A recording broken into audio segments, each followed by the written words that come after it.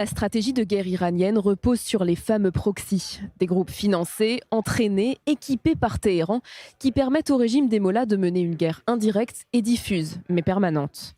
Objectif, affaiblir ses adversaires sans entrer officiellement en guerre.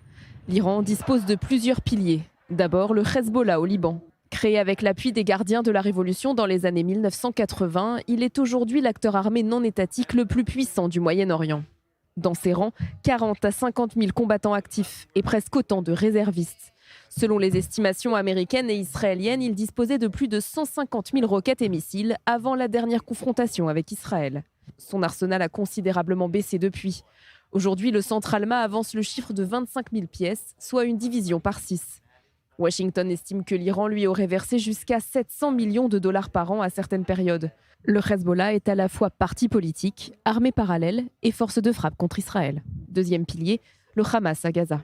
Contrairement au Hezbollah chiite, le Hamas se revendique sunnite. Là aussi, Téhéran fournit financement, formation, savoir-faire et armement. Objectif, former un front sud permanent contre Israël grâce à son armement, mais aussi à ses tunnels, le fameux métro de Gaza construit sous la terre. Le département d'État américain évoque un soutien financier iranien de dizaines de millions de dollars par an.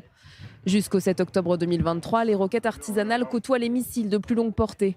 Depuis le déclenchement de la guerre, la menace a considérablement diminué. Troisième pilier, les Houthis du Yémen. Depuis 2014, ils contrôlent une large partie du pays. Avec un soutien technique iranien, documenté par l'ONU, ils ont acquis missiles balistiques et drones de longue portée.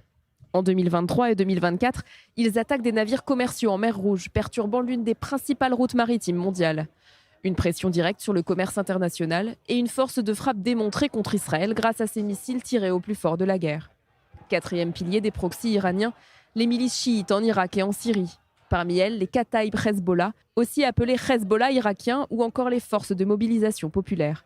Ces groupes ont mené des dizaines d'attaques contre des bases américaines en Irak et en Syrie ces dernières années. Un réseau qui forme un arc d'affluence de Téhéran à la Méditerranée, créant ainsi une guerre multifront mais sans confrontation directe. Selon plusieurs estimations occidentales, l'Iran consacrerait plusieurs milliards de dollars par an à l'ensemble de son réseau régional. Une stratégie bien moins coûteuse qu'une guerre conventionnelle, mais tout autant déstabilisatrice.